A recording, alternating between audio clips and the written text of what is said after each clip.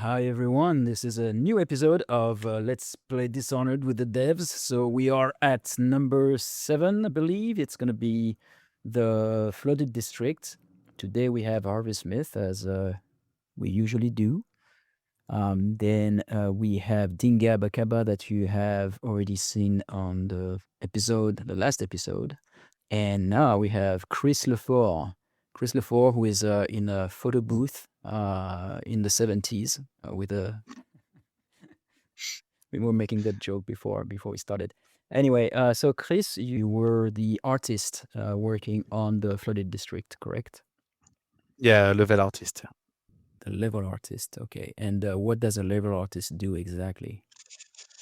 He argues with the level designer trying to keep the level looking good, Yeah, while the level designers try to make it fun. And then we fight, and in the end, hopefully, we both win.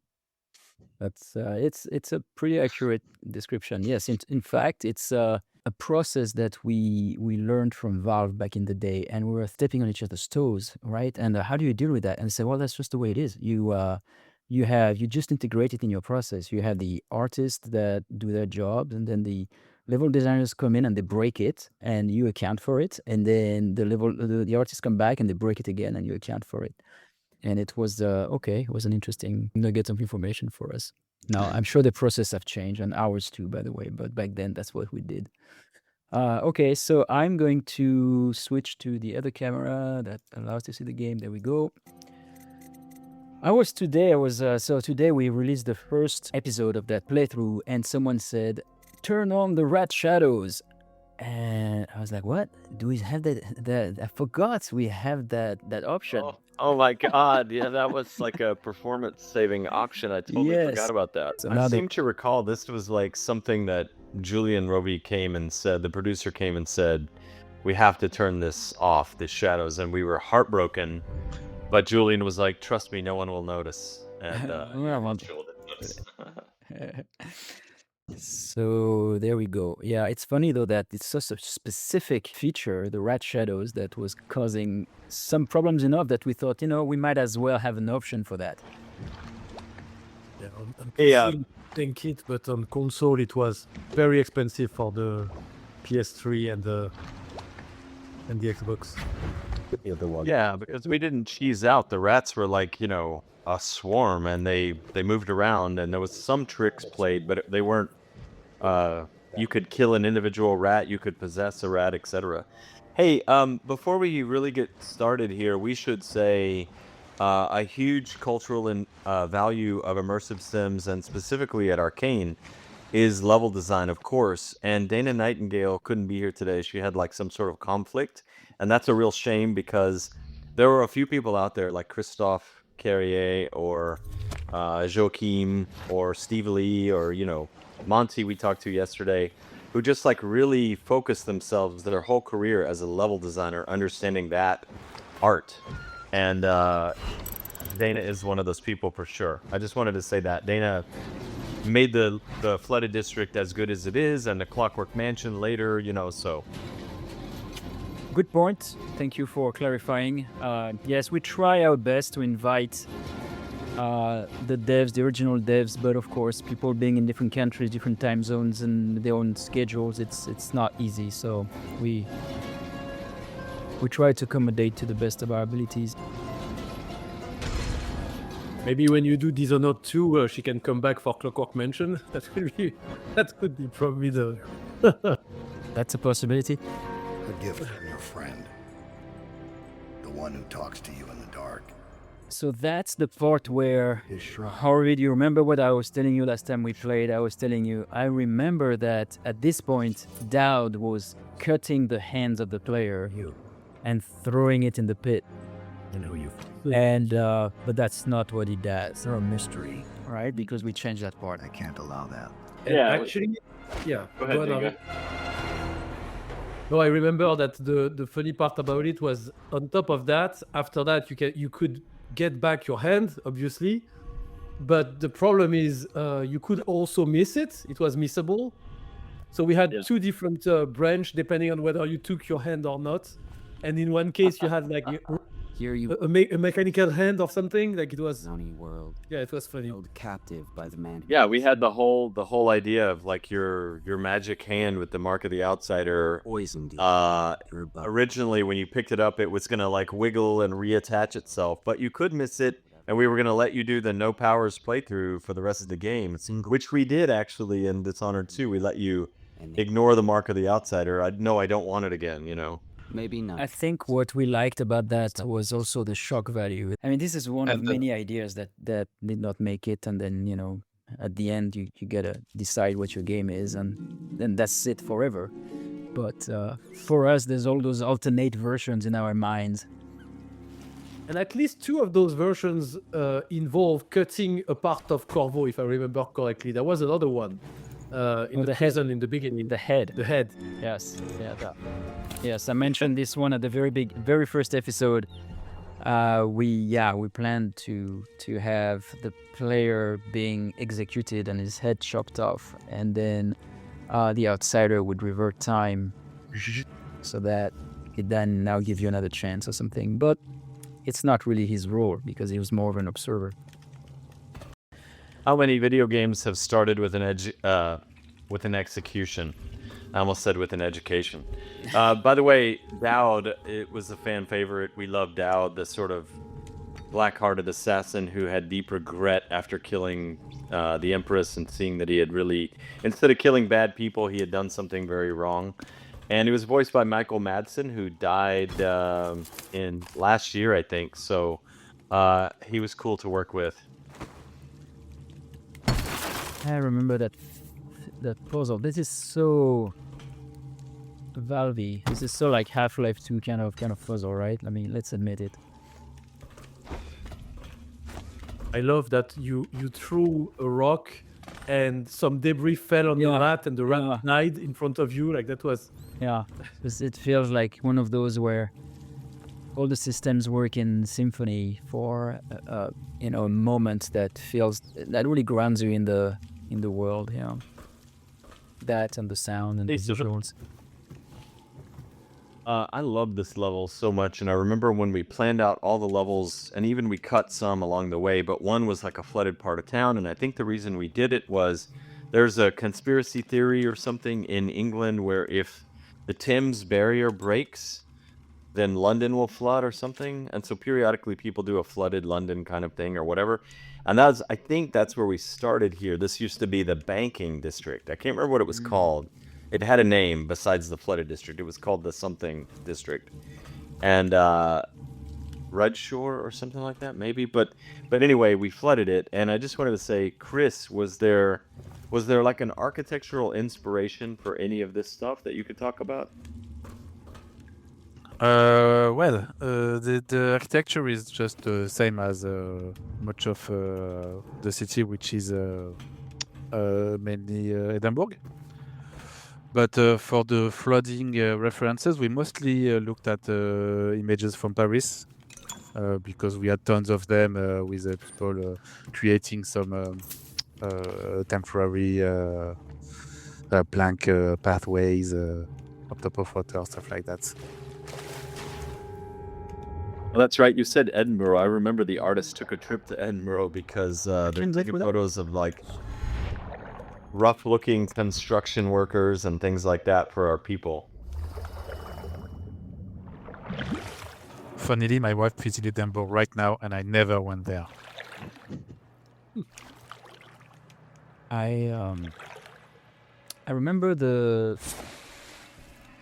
it took a while until this level was not too confusing. I remember it was difficult to navigate at first, and there was a lot of effort. I don't know if it's because it's a little more organic than, or more destroyed or something, but there was more difficulty navigating it. Do you remember that, Chris, or is it in my head? What I remember is that it was very long. We really went crazy with Dana at the time. Really loved the theme of the level, and we added tons of it, and we had to cut a lot. But also, it's been it's a bit twisted because, for example, for a while we had this Y-shaped road where you could go back to get your hand back, or you could continue right on to progress without your hand.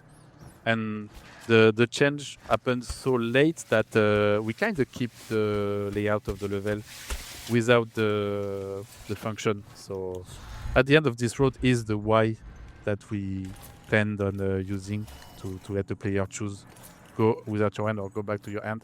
But one part just has been cut. So the level is curling on itself for no reason in the end. Right, okay, I get it. So there's a lot of legacies in there probably still somehow.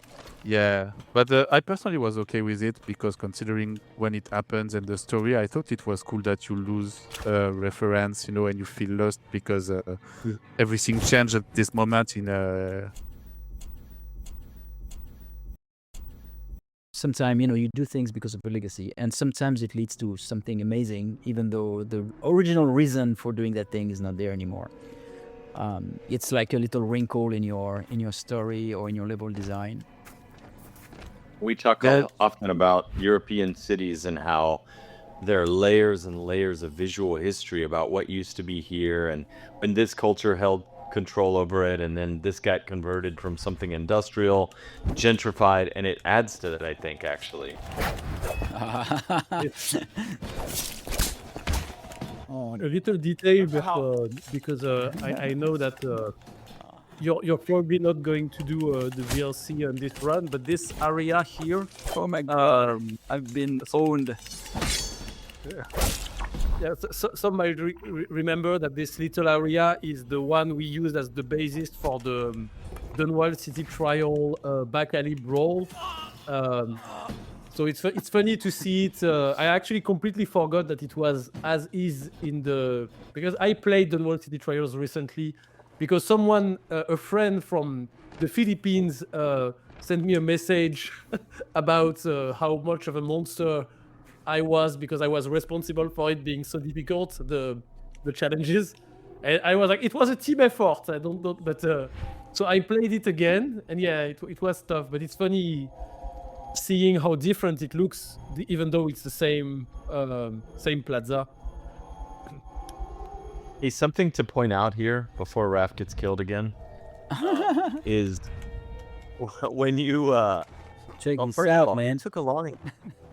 You remember it took a long time to get the teleportation or the teleport of the Whaler Assassins right, because initially they would just do it, and what we wanted was sometimes in mid swing they would vanish away from you. Right. And then at one point they were too good. They would be mid swing on you and teleport and hit you from behind or whatever. But I wanted to point something out. You don't have your weapons and gear right now. So you found those overseers and you took a sword and the pistol from the overseer and some grenades. And so you are now armed with a sword that you don't have for most of the game. You don't have Corvo's sword. You don't have Corvo's pistol. And it's like, we just went that extra distance. Every faction in the game has a unique sword. This is the religious sword. Every faction has its own weapons. The guards have different weapons than Corvo. But anyway, I love that we did that. We can't climb on the tree?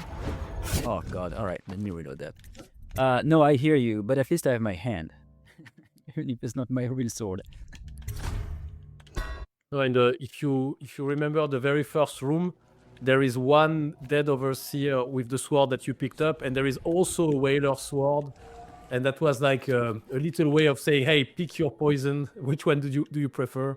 I also like that detail. Remember, Harvey, in the beginning we could pick up the swords from the enemies and throw them. Yeah. There was this issue where we could just pick them up over and over and Yeah, and then we said like, yeah, we don't want to take them anymore. It's funny because this problem comes every time in every game that I've worked on, and now the one I'm working on is the same thing. It's like, what do we do with weapons? Because then of course people pile weapons in their inventory, and then they have to. What do you do with all that? It adds weight, it adds clutter. People complain that now they can't carry more stuff, and then you have. But then if you don't do that, then you have other problems too. And yeah, it's every time it's the same question basically.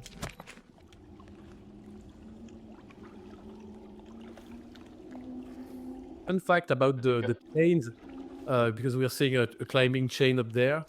There is a dedicated option in the menu to change the the model of direction. Like, is it relative to the chain or relative to your camera? Yeah, because it was a internal fight. Every single playtester was asking for the contrary of what they were playing, and at some point we said, you know what, let's put an option in the menu. It's a funny one because just people's brain are wired differently, I guess. Yeah. And I guess it's exactly like the classic, mouse inversion of up and down. Right? Yeah. It's the same thing.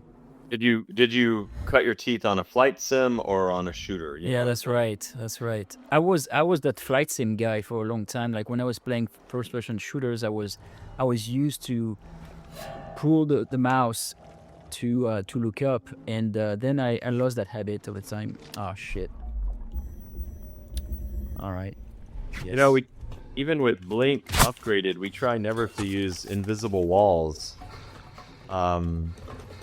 So back there, what you saw was a roof at a very steep angle. It was too steep to blink up onto. So correct me if I'm wrong, Dinga or Chris, but that's a thing we used, right? At the distance of the edge of the map, there'd be a taller building with a steeper roof, and you couldn't blink to that or something. Yeah, every building has the two different slopes for your roof, so you could choose if it's a limit, then you want this roof. But we didn't. So you made that. You made it modular for the level designers. They could choose one or the other or something. Yeah. Every floor is separate, so some are open on the side, or. But we got a much more granular modularity in Dishonored 2, but in this, because of Unreal 1 and the memory and the number of meshes we could have in a level, then we just have entire floors in Dishonored 1. All right. Just modules for the roof.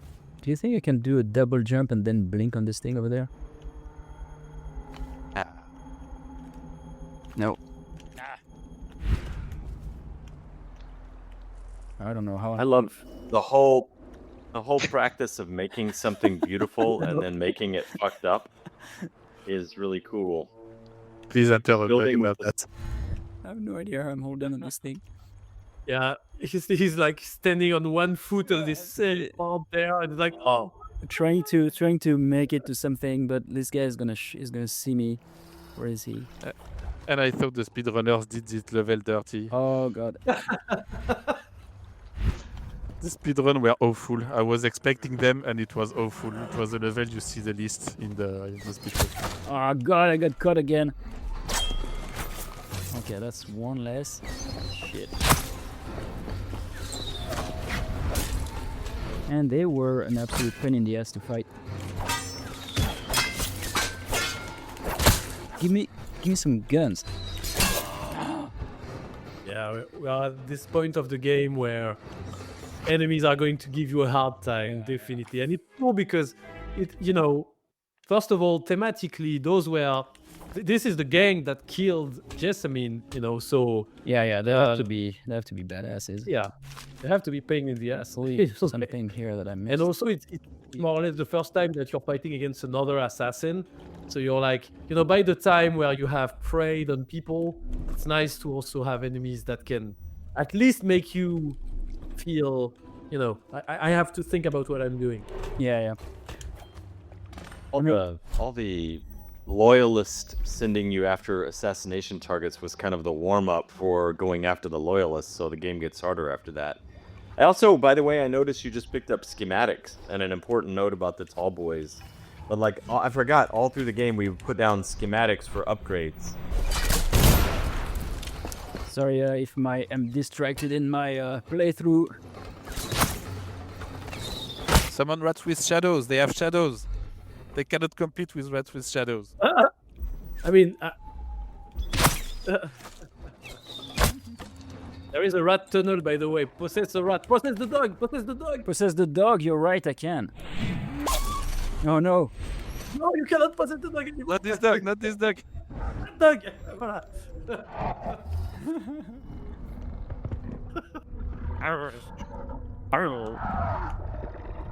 All right. It's so funny because I'm cornered like a dog. You possess the dog just to go in the corner. You could do that yourself. No, because they lost me in the meantime. All right. Okay, so I guess that's still a better position than I used to be in. All right.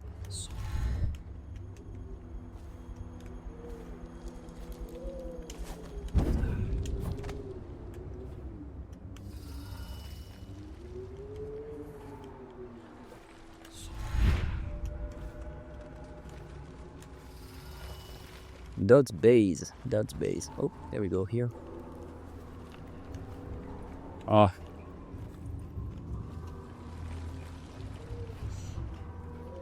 Fun fact, that's the area where we shot the loading screen when you had Dowd and Delilah in the DLC. I guess that's the entry. I can probably go there without this guy seeing me.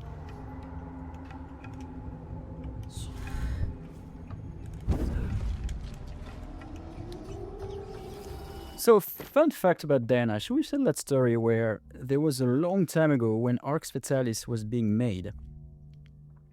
Dana had a website called TTLG, which was a fan site of Thief. And we did not have a deal. Looking Glass. Through the Looking Glass. We did not have a deal yet. We were just starting. And I was a huge fan of Thief. I was a huge fan of Underworld. We were in 99. And all we had was we were starting to work on the demo of Arx Fatalis. And maybe 6 months in it, I was trying to meet with publishers. And, we even met Microsoft, actually. So it's funny because now the loop has been looped. And back then, of course, we were too small, too risky, to not established for anyone to be interested in us. And back then, it was very hard to make an impression on the general public like you would today with Twitter or something. So we just didn't know. The press was locked. Everything was locked. The publishers, there were only 20 on Earth, and that's it, or you're dead. And I reached out to the TTLG and sent this demo, which was a video of Arx Fatalis, saying, hey, we are huge fans of Underworld and Thief, and we're making this game. And Dana, through TTLG, started to advertise for it, started to say how much they were looking forward to this game. And that brought us our publisher. The name was Fish Tank. They went under still since. And that's how we first knew Dana. And since then, the years passed by, and eventually in 2009, I think we reached out and we said, hey, we're looking for someone to help us with this game as one of our level designers. And that's how so we worked together. Dana first came over to the U.S. office with us for a while.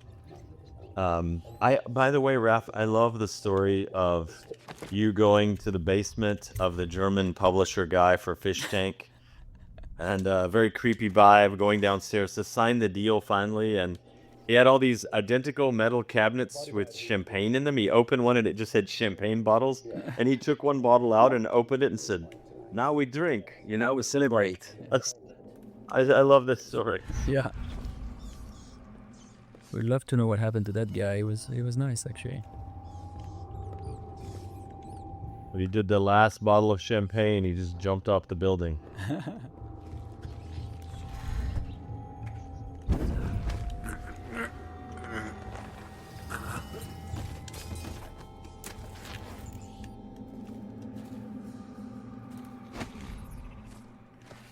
Also, as we spent a little time in the menu, I think we need to give a shout out to Julien Mario. The menu is so beautiful. I forgot about that.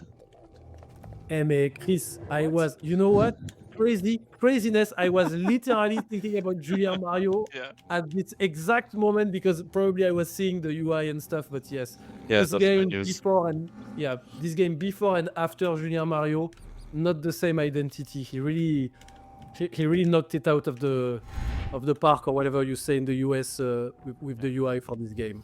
Yeah, I was going to say this is seen as an allusion to Thief, by the way. Mm-hmm. with the tutorial at the very beginning of Thief, right? Right, these guys are training a new assassin in how to sneak and when to wait for the view cone and all that shit. But that is out of the Thief tutorial, right? Yes, I think that was the reference, definitely. The fan service, let's call that. Yeah. All right, which one is Dowd? Do you remember? Yeah, and he's not here actually. He shows up in a while. Yeah. And he says something like, now we have a fight that only the two of us can have or something. Oh, I gotta go there. For some reason, I thought I was fighting him in this room. I don't know why. Above. I gotta go above. Yeah. So I'm probably gonna go there if I can. Look at the subtle orange window on the green on the green background. How subtle can the level designer be? You know what? I actually remember one point where there was a feedback about this not being visible, and you guys solve it with lighting, as we say. Yeah. I do remember people getting, looking for an exit here. It's funny because, weird flashes of playtests or meeting rooms and discussions about it stuff. You know, one thing that really bothered me with this is whenever I try to knock out someone or to choke someone, and then instead I have the parry. That happens all the time because it's the same key. And so, fun fact, what's happening behind the scene is its distance, actually.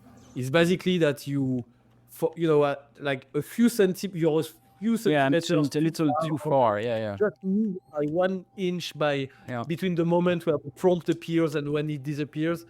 And that's something that we... So he's dead. So I recall we forgave you if you bumped them, didn't we? So that you could actually run up on them and bump them so you know the distance is good. They don't react, is that true? Yeah, if you get close to them, there is a time to react, etc. But it's funny because that's one issue that, we weren't able to solve in this one. But we found a way to make it more reliable, at least the prompt in Dishonored 2. I remember that was a big thing. So many schemes. But it's, the subtleties sometimes of those sensors is... I kill for you. None like the lab. All right, what do I have? There we go. This is Dow recording a message, right? Yep. I'd give back all the coin if I could. No one should have to kill an empress. Which is a smart way to have the player understand the story. All right. Michael Madsen did such a good job as a guy with all these regrets. Maybe it was like somehow drawing from life or whatever. I don't know. Probably, yes. Feel it. Oh. I think there was a cool stuff if you tried to possess Dowd, right? Yeah. Yeah, he says you don't want to get inside my head, bodyguard. Yeah.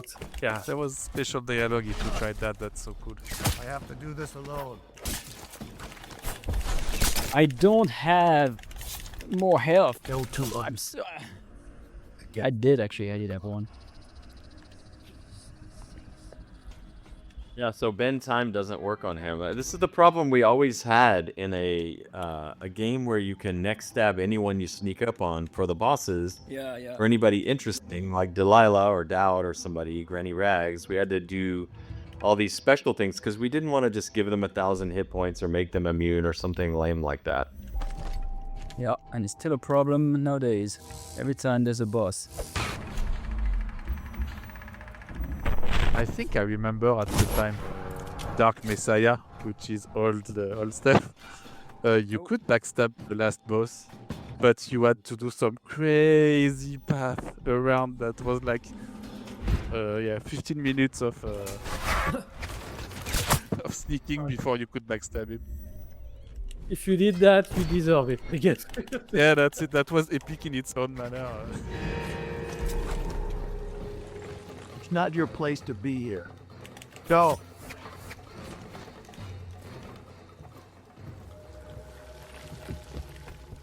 Where is he?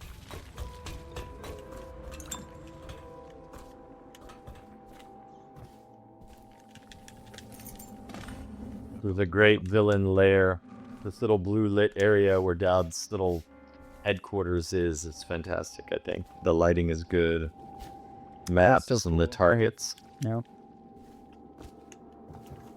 And I remember we had to create a lot of identity, but we didn't have a lot of time to get specific meshes, so we had to do like a weird arrangement of existing ones. So that's when the work is funny.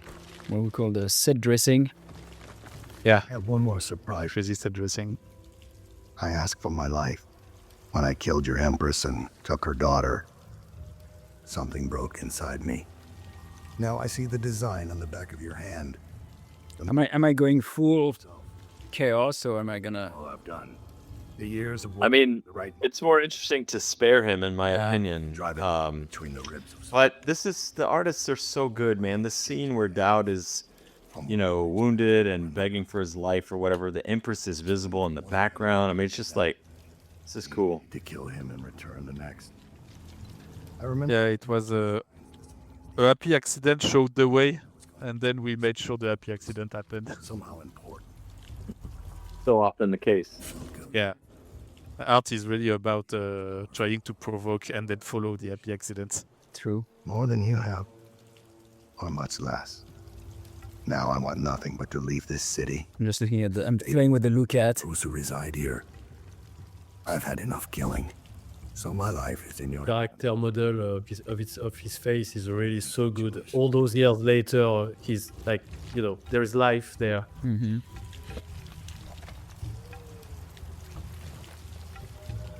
All right. Yeah, man. I've worked on projects where we tried to do the hair and stuff, and I remember on this project. Oh, so he said extraordinary. You're gonna mercy from an assassin or whatever, and then we pay it off with a little acknowledgement. But I remember we've tried to do hair on projects, and it always sucks. And this was maybe the first team I worked with that modeled the hair. Like we used to jokingly call them Devo wigs. Like from the band Devo, but it looks so much better, and the very rugged face with the modeled hair. Sorry, go on, Harvey. I was just saying it unasked the question, right? It like completely gets around the wavy, goofy hair problem. Yeah, like Half-Life 2 did back then, where like they just had no hair. Even the women had like short hair. Everybody was bald, or Yeah, everybody was bald. yeah. Yeah, that was a cool part of the game being a bit heavily stylized, and the director, the art director, having a strong traditional background. So, well, you have to sculpt the hair. You never draw strands. You sculpt the hair first, and that's basically what happened in the game too.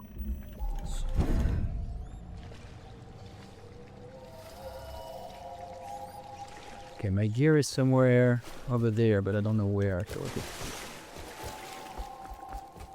Like I'm really discovering, in a way, rediscovering that map, like in a way that I mean, it was so many years ago at this point. Some of the stuff I can almost remember pasting them. Yeah, how fresh is it in your head? Like, do you? It's very regular, but some of the memories are really fresh. Yeah, it's interesting. Yeah. That was a very strong production, because at some point we felt that we were doing something very cool, and so you at some point in the production we get the "it's happening" feel. Yeah, it's true. Yes, there was this moment where there was some sort of acceleration, and you knew like, oh my god, we have something. Yeah, and plus in my personal growth, it was a turning point. Like I started. I was very beginner during Dark Messiah, but then I started to learn a lot. I knew enough to learn a lot, and that was a lot of learning during this production. That was very cool. And now you've advanced your career all the way up until you run one of those small photo booths. Yeah. Back in the 70s. Yeah, I was just gonna say. That was my goal all along. We have weepers, people affected by the plague here in the flooded district, because they would dump the bodies. There was this scene where they're dumping tons of the bodies over the wall in the flooded district, making it just filled with the disease. But if you branded High Overseer Campbell on the face with the heretic's mark, which I think you did in the playthrough. He's here wandering around as a. Oh, you're right. I did an that. Yeah. untouchable. Yeah. Let's see if we find So him. he should be here somewhere, either moaning or as a weeper or something. His just deserved. Very cool. I was looking at the detail with the grass growing in the middle of those houses and the abandoned mattresses and all that. It does really conveys the despair of the area. Yeah, I really love this kind of environment. Like I have this little passion for urban exploration and long abandoned stuff, so I was so happy working on this level.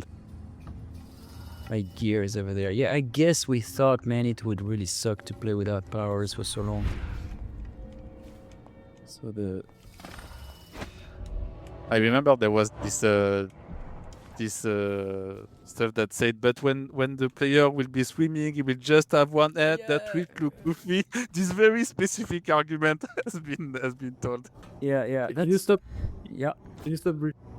You see on the left here, on your right, the scaffold to your right, but not the very thin one to your left now. Sorry, to your other left. Yeah, this left. Yeah, okay. See the scaffold on the left here? That is the closest thing to a ladder in an Arkane game. It is very close, and I remember I was in a playtest and some player was trying to climb it. But it was very late, like it was a very late playtest, and we didn't change the asset. But this is the one that escaped our scrutiny in like 3 games in a row or something. It's crazy. But yeah, I remember this one because the playtester was trying to climb, and I remember Top saying, "Oh no!" It was a funny moment. And it is part of a very cool mechanism that Dana did and animated with very, very simple tools. And she did a great job, spent hours, and the animation still looks very cool, I think. Yeah, it looks super cool. Oh, should I go there or should I go up? I don't know why I like to always go up. It's kind of...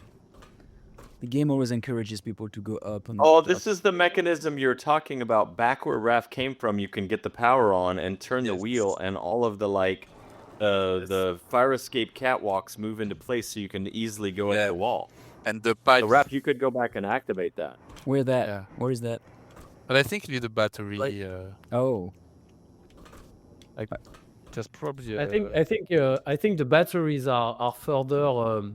I think the river crust on the left are So I'm gonna guarding some of the batteries. Did we talk about the river crust yet? A little bit. Don't talk about the river crust. We did the river crust. We made fun of it. Yeah, we did. I missed the moment where we made fun of the river crust. How it's a little out of this world. But you can possess a river crust, and that makes it 1,000 times better. I'm very sad we don't have a river crust paella in the world. That's I in the river crust because even though it's a goofball monster, it serves such a great purpose in level design in ruined areas where you couldn't have people, but you needed some sort of turret or whatever. No, and I think it's nice also to...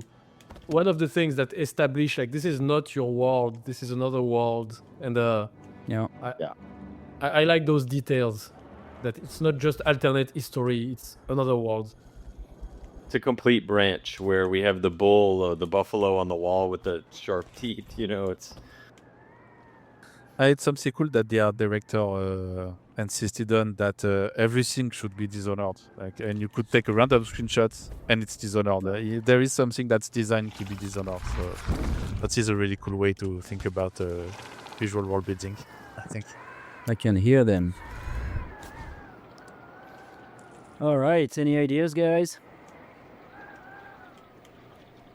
Yeah, where you are coming from, I guess there is a way to charge a battery and...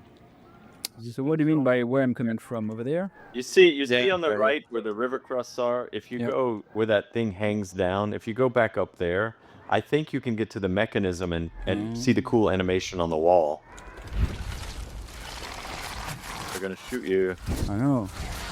But I think you need to have an empty battery. I need to fill it, and then you can. Oh my God. Yeah. Oh, right. That's why we put all of the white whale battery, on the ground, right? And they are immune when they're closed. I totally forgot this detail. Yeah, either you have to blink to be faster than them closing, or you have to shoot them A grenade. and risk being shot as well. And there's a couple of other ways as well. But...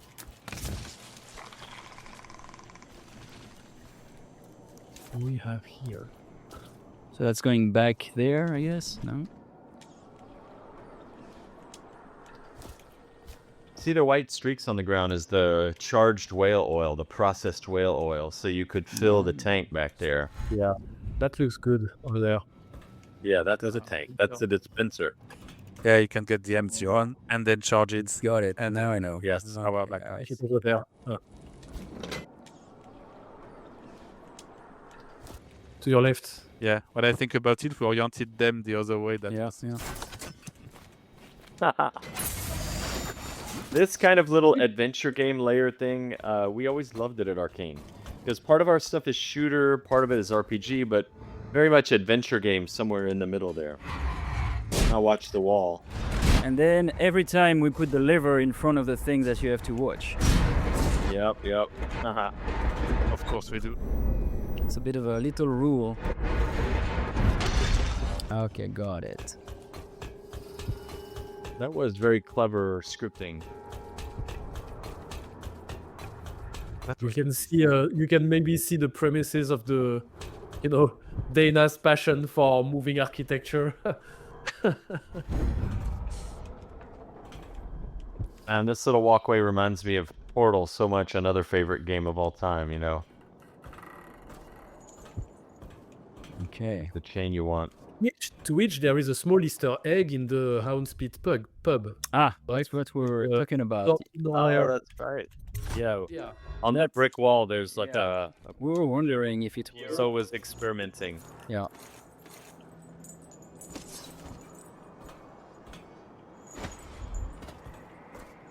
This was Elden Ring that would drop you to your death. No, if it was Elden Ring, 5 enemies will spawn in front and 5 behind while you're on this thing. Would shoot arrows from Another the other way. favorite game. That's Sekiro, but yeah, okay.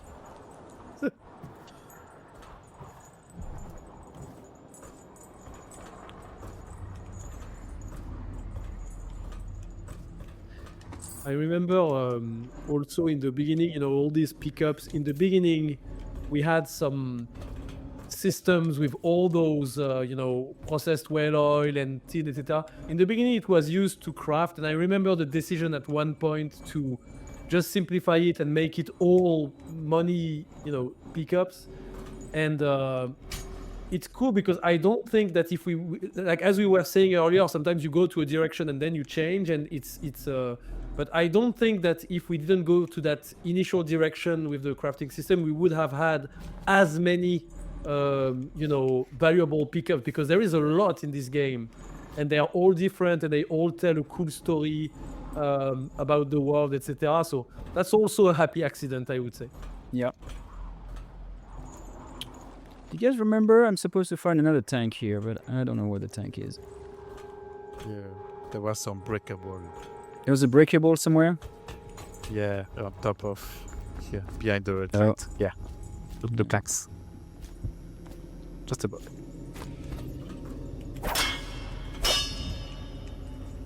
Oh, See right there. yeah. Yeah. Wooden. Like, In this lighting, it looked too much like the metal. Yeah. Is it one of those where we always respawn an empty one in case you... Over there as well? There's a dispenser close to it. There's a dispenser. Bill's right there, yeah. Oh, I thought it was because it was the pile that was big enough that abstractly could look like it was an infinite amount of them. I don't think we did that in Dishonored. Oh. Dana again. And the whole idea of like moving things a little bit and playing a sound to draw the player's attention to it, sometimes you just have to do things like that, There was a nice marketing screenshot in this area, if I remember correctly. I had fun with this. I designed this view to be memorable because when your hand was supposed to get cut, you should have a look at where your hand fell, and it should look very precise with the cross and everything, so you recognize it. But then when they made the animation of the player looking down, you wouldn't see it. So all this work, so to remember this is the place. Just got lost in music. translation somewhere.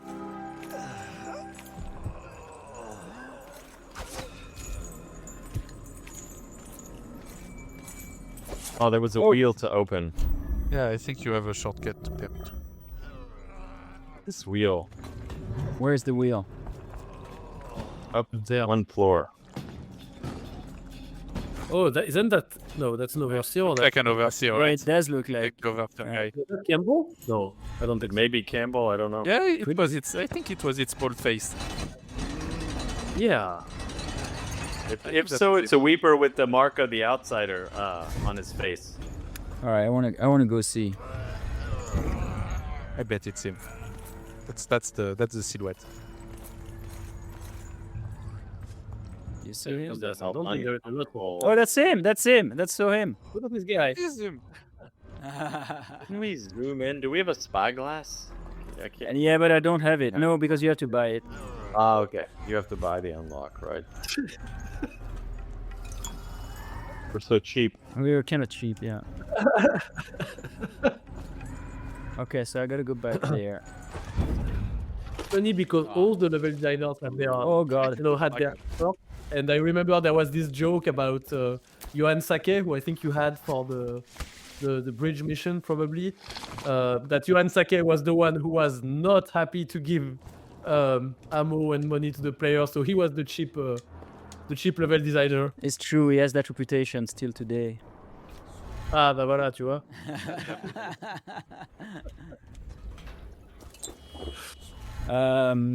All right, so I got my When I gear. first got to Yeah, when go I on. first moved to Lyon, I could not figure out why everybody was calling him the Hobbit or whatever because That's true. in English. No, yeah, in English the name of the character is Bilbo Baggins, Yeah. but in France, I guess for the novel in French, that's hard to say or something. So they changed it to Bilbo Saquit or something. Sake. Sake, Bilbo Sake. Sake. It's not about the pronunciation. It's about so you get the meaning that it's a bag, and so There's the literal translation. like, Yeah. Little bag. It just means little bag. Yeah. Even in English, it doesn't actually refer to bag. isn't Name Baggins. but doesn't it live in the place that's called Bag End or something like that? Yeah, because his name is Baggins, so they call this house Bag Inn. Oh, but okay. it's not. But it's not actually about a bag, I don't think. Anyway, it's funny.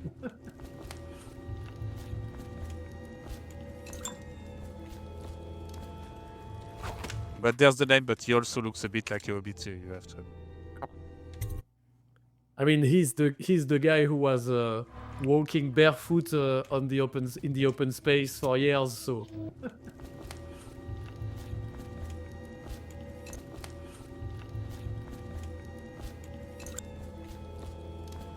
It would be on this side, yeah. Yeah, look, Okay. there's a wheel. When there's a wheel, When there's a wheel, you have to turn it. yeah, and then there's a way. I guess that's what you say, right? Man, this silly little song, Where There's a Whip, There's a Way, from the Orcs and the Rankin Bass 70s Lord of the Rings film or Hobbit film or whatever it was. Lord of the Rings, I guess. I remember people walking around singing it.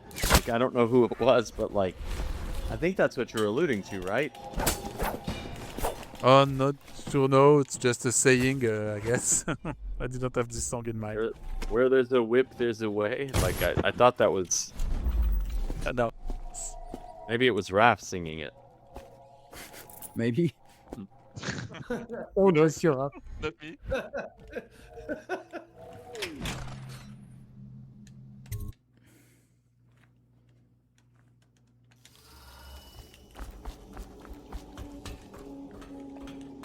That train car. You're back at the beginning. I know. I need to go to the tunnel entrance. You know, I really don't remember how... Oh yeah, I think there are tall boys at the end. Oh man, I'm gonna suffer even more. There is the last area, yes. The beautiful last area, if I remember correctly.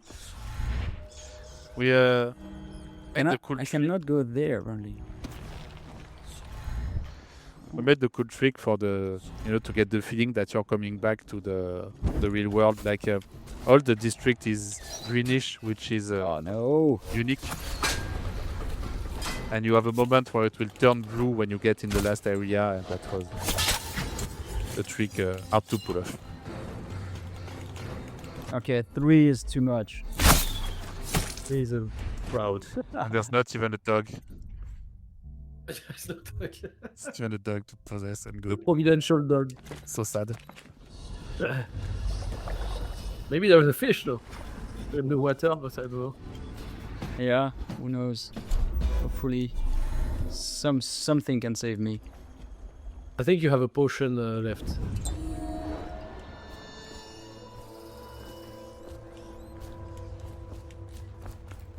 Tunnel entrance. All right, so. Oh God! See all these things. I just want to say, there's so many things people try to fix in video games that actually make the game worse, right? Like, or maybe it's right for one game but not right for other games. And so we argued back and forth early on about red-blue potions, right? Like mana and health. And I'm so glad we did the potions because it's a resource to collect. It's a tactical decision when to drink it or when not to drink it. Other people do recharging health or something like that, and for some games it's probably fine. But like, we really want it to be old school here, and as a result, we fold it into the fiction. It's the cure for the plague and all this other stuff. And it's funny because the players who do those crazy combo video, like the skillers as they call themselves, like stealth gamer BR. Has no talent, etc. The fact that you have a certain amount of potion is part of the way of thinking the combo, because they will have full amount of potion, and then they can chain their powers, etc. To it's interesting, this economy path that is completely emergent. We didn't plan it for this, honestly, but they try to string the longest, coolest combo with the amount of potions that they have. It's interesting. I'm glad you mentioned that, because we always talk about Stealth Gamer BR from Brazil, but do you remember we brought that kid over from Scotland? Volhound, Volhound, yeah, he was a cool guy, and he was equally talented at playing the game, speedrunning the game, and I think he had literally never been out of some small town in Scotland, so all the foods, we had him in Lyon for a few days, and we took him to restaurants and stuff, and I don't think he had ever had some of the food that we ate and stuff, and it was like, for him, it was mind-blowing, I think, to get flown from Scotland to France and taken around by the dev team just because we thought he played our game better than we did, and it was a pleasure to have him. He was there to record videos that we then used for marketing, right? I think, if I recall all of that correctly. Yes, he came for that, and he also play tested the game and gave us some advices, and yeah, it was a cool experience, and we I think that's here. it was a cool experience, and it was also something that I think is important, because we saw the way those players were playing our game. I remember when the first time someone posted a video, it was an Italian player, I think. It was in the Hounds pub, and that video started to get sent around in Arkane. I remember distinctly, and everyone was like, "What is this?" And I remember when we were talking about doing, Dishonored 2, we were already thinking at one point we need to get some of those players, to get their feedback, and because they play the game in a way that is completely different. They don't see the same thing as most players, I remember Volhan sitting there playing Dishonored 2 with us, right? And he was saying, hey, I really don't like the way the jump works here because I can't do this one thing that I normally do. And so we made lots of little timing adjustments just to smooth it out for those guys. Guys, I just got Ben time. The cheating Oh, you spell. didn't get Ben time. As long as you never get the vision power.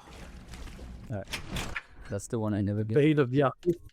Oh yeah, we hate those powers. Artists hate those powers.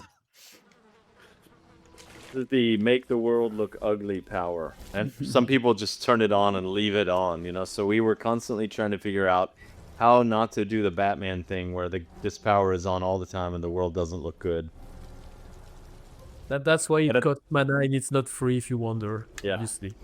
But at the same time, man, if you have it upgraded, I don't remember if this is Dishonored 1 or 2, you could literally see the trail where guards were, which allows you to plan. And if you're going to do a ghost run, like where nobody sees you the whole game, this power is key. Essential. No, actually, it's exactly as you say. In Dishonored 1, we have first the characters, and then you can see the devices and traps and everything. But in Dishonored 2, I think the argument was, if people are going to use it, let's make sure that it has other capabilities. And you're right, we have watch Raph, look up. Oh yeah, nice, yeah. Cool. We're in off shadows. And shout out to Yannick Gombard for the meshes of the corpse and the meshes after that with the debris. Very hard mesh to explore with this technology. They round people up because there's a cure? Yeah, I remember that too. That's trying to save somebody that he loved for the plague or something. It's supposed to protect people. They did. They protect the healthy people from people like us, the sick ones. I'm not so bad. Some people pull through, right? We had all this fiction about the government just dumping the sick over the wall instead of actually working on a cure or whatever, like. I'll take.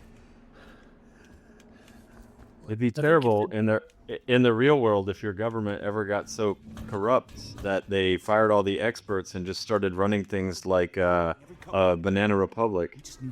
Just wait. The Banana Republic specifically is in Dishonored 2. This is more like a tea republic. All right, so that's the end. I remember, right? There's Toad Boys going around. Yeah, this is. Oh, wait a second! You're not getting to the end. Come on, dude. This is super hard. No, I'm going through it. There's a wall of lights. It's a setup that is like, I gotta go on the. Maybe I can use the train. I think I can jump on the train, right? There's a train that comes occasionally. So close You yet. did that on Dishonored too. I can't remember if you can get on the train here. Oh, the UV. We Yes, can, you okay. Yes, you can. There is a little place at the back to to jump on the train. It's done That was so fun. In Dishonored 2, when Dunwall is on fire and you can jump on the train and get away from all the guards as Emily, that was awesome. Himself was stuck like a pig. I was saying, Dinga, you know how we readjust the direction of the player when you mentor like this? Express yourself. Yeah. Shut up about it. I would do it not a full-on facing the wall, but I would like do it a little less now, so that it kind of like brings you back into the thing if you're too out, but not as much as, because it's now I find it jarring in a way, like now it really forces me. Whereas I could end up here and it still be fine to me. Oh, that's the one. All right, I'm dead. No! Yes. So close. Horrible. It's funny. I think thematically that we are in this district at this point of the game because we killed the regent. So we killed the person responsible for all this, so to speak. But we can see that the corruption lingers even after the tyrant is dead. This is not something that is solved by just the murder of one person. There is more work to do, and I actually like that thematically, especially for a game about assassination. Mm-hmm. Yeah, the truth is, assassination historically doesn't actually solve problems. Like, whenever someone thinks, if we could just kill this one despot, it's like, man, it's much more complex than that. As satisfying as that would be. Do you remember the slogan "Revenge solves everything"? It didn't come from us. Man, It didn't come from us, but we were kind of like, post-traumatic stress. We liked revenge changes everything. yeah. We fought for revenge changes everything, and marketing forced us to say revenge solves everything. I remember that. I mean, I guess eventually it was not a bad. I mean, we'll never know it to boot a bad decision. We didn't like it, but It's deeper and smarter to say revenge changes everything based on the systems of the game. I'll go to my grave arguing this. Like, it was not somehow stronger from a marketing standpoint to say solves. You know, like, come on. At the very least, the German version subtitle is not that. It is the Mask of Wrath or something. there we go. Nice rap. That's one of the few things I remember from that game.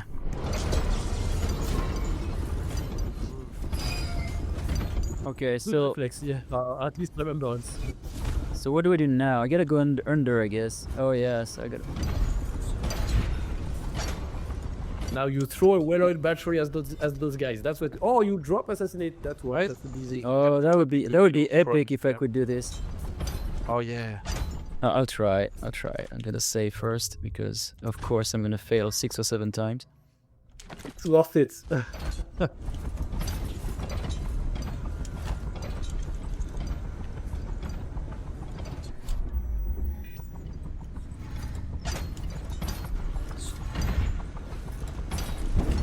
Yay! Oh yeah. So cool.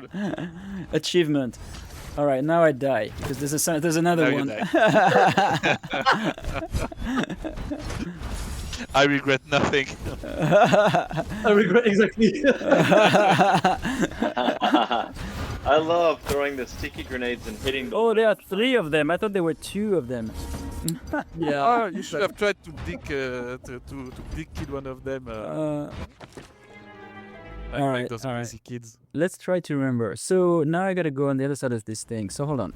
There's something I don't understand. I thought by removing the wall of light, I was basically Just advance a bit, I think. gonna make me. I think you can Oh, get it's on the here. roof It's of this here. place. Oh, yeah. Yeah, no, I can go here. Yeah, that's it. That's it. Done. Yeah, done. You guys, Just a little bit. you of guys corridor. fooled me into killing a tall boy for no reason, and I'm such a low chaos player too. Like I didn't want to kill them. Oh wow. That's so sweet. That's so merciful of you. So- I'm kidding. I've killed absolutely everything I could so far. So, I guess that's the exit. Go to the old. Okay. This leads to the old port, which is where the Hound Pits pub was. But not yet. There's still a little bit of. And imagine before this mission was even longer.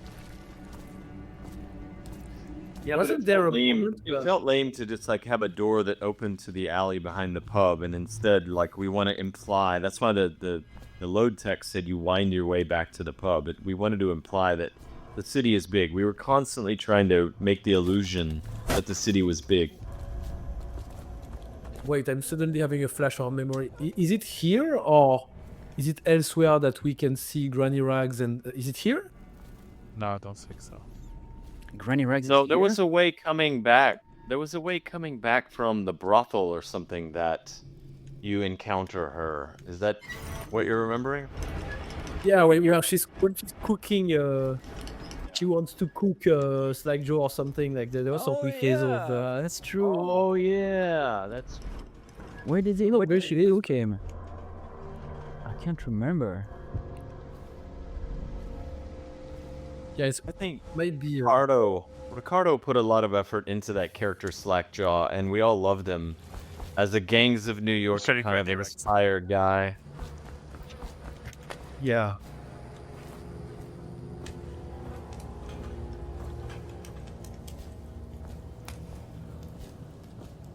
Yeah, you can decide to spare him or let her kill him or whatever. I think.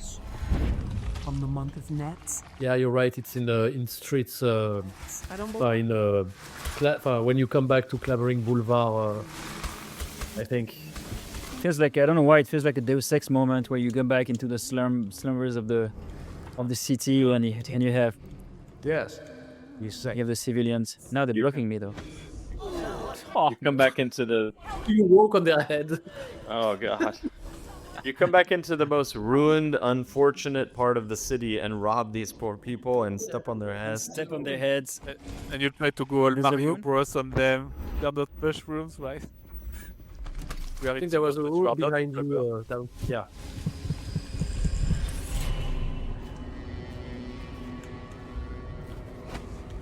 Man, we have not talked much about the heart, but this is started out as like a little radar triangulation device to find ruins and ended up as one of our favorite narrative devices ever. Yeah. Making sure I'm going in the right direction. Probably are, right? I think you're not. I think I posted on Twitter some old diagrams of the heart, and all the brainstorms, and I just posted one or two, but there I have like 10 slides of hearts and various versions and diagrams to show how to detect. Like we did put a lot of effort in making it work, and the cool thing is we made it so that it can even work if you deactivate all the UI, because you can still have the beating. It's far enough, and you have the but there was so many models that we tried before getting to this one. It's Yeah, Raph and I first talked about it. It was just vibrations, right? And for Dishonored 2, we really expanded the role of the heart. Anyway, sorry, Raph, go ahead.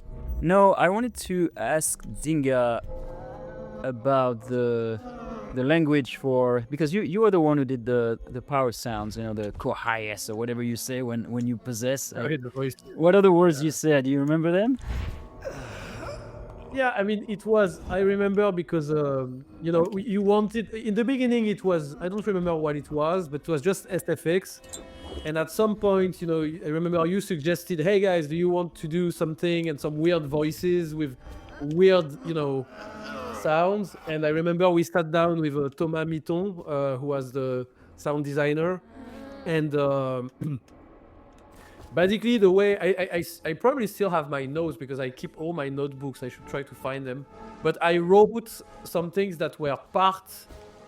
I try to mix all the languages that I know, basically. All the weird consonant, I don't know how you say consonant in English, sounds that I could pronounce, being the jota from the Spanish, the qaf from Arabic, the gua from Chinese. Like every language I studied at one point or another, I tried to mix them all and just made some weird. We come I think you pitch it like Lovecraftian sorcery language. So I called the book and then stitch them together. It was funny. Basically like a minion, but more enriched. You gotta give us an on-the-fly demo right now, if you can do it. What? Sorry. Give us the possession sound. Give us an on-the-fly demo. Oh wow! No, that's a quiz. Like which the possession specifically? Is it kohayas or something? There you go. Something like That's that. the one. That's perfect, man. It's perfect. Does it mean anything? Because I'm asking you that because for Arx Fatalis I did exactly the same, but all the runes they come from some sort of like dialect from Italy, from where I am, and specifically one of them, which is citrus, which means cucumber. And but because I hate cucumber, it's poison to me. So it's the poison rune in Arx Fatalis. It comes from cetriolo in Italian. So it's So I was trying to find associations like that. That's why I'm asking.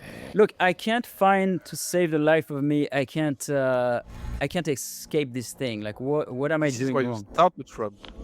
This is where I came from. Yeah, you came from there. Yeah.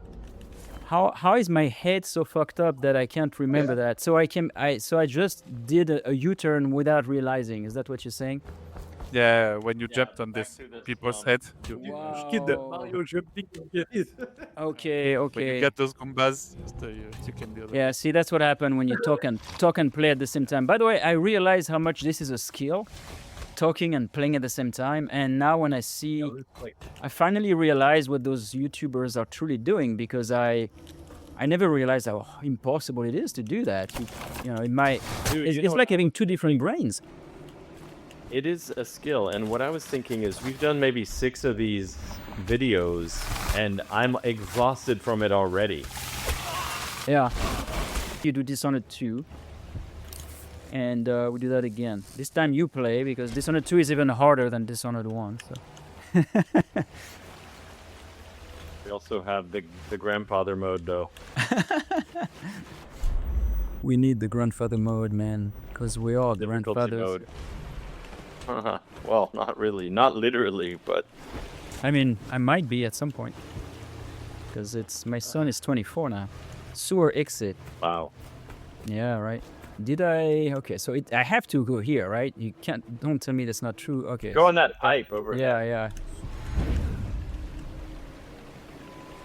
Man, I'll tell you, if Dana was here, I would say the path sometimes is not intuitive. Like, there's a lot of twists and turns.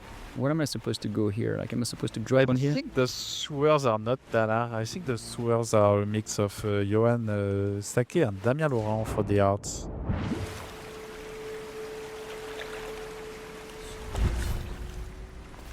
Well, whoever did it want me to be lost. It's gotta be our most anxiety-inducing level of the entire series. By design. By design, yeah. By design. I mean, it's one of those things too. I'm where close to a heart attack, constantly we're constantly talking about contrast, right? Like if you're in a posh area like Lady Boyle's last party, we want the areas right outside of it to be really terrible and ruined.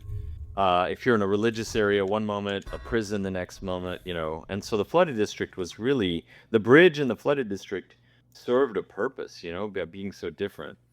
Oh, I mean, yeah, alternating moods is also part of the thing. I mean, overall, obviously, Dishonored is always fairly driving because of the, the context and you're an assassin and you are betrayed, and of course everybody wants you dead somehow. But having one like this where you're alone and you don't have anything that can help you with you, and you don't have your gear, etc., it's an interesting change of pace and moment of despair. Well, thank you again for this one more playthrough. I still have 2 levels, I believe. It's 2, right? Yeah, now there's the Hans Lighthouse. The lighthouse is the last one, and then now I'm gonna have to survive the Hound's Pit somehow. I can't remember what I have to do there, but I have to do something. All right. Well, thank you. Nice. Any closing comments? Oh, I just was going to say that all the little text things we did as part of world building were so pleasurable. Like, even not saying you have died, at some point we were like, no, this needs to be like, you've met your demise, because it sounds more Victorian or 1850s or whatever. And calling this mission the Loyalists, because it's ironic. They were the ones that betrayed you, and they presented themselves as the Loyalists. I loved all of that. Like, even the food names and everything. And we gloss over it in the playthrough. But like, I see so many little things that the team contributed to. Just like every detail that you could world build on, we tried to, But anyway, it's very good to see you again, Chris, and good to see you, Dinga, as well. Yeah. Yeah. See you all. Cool. Thank you. See you.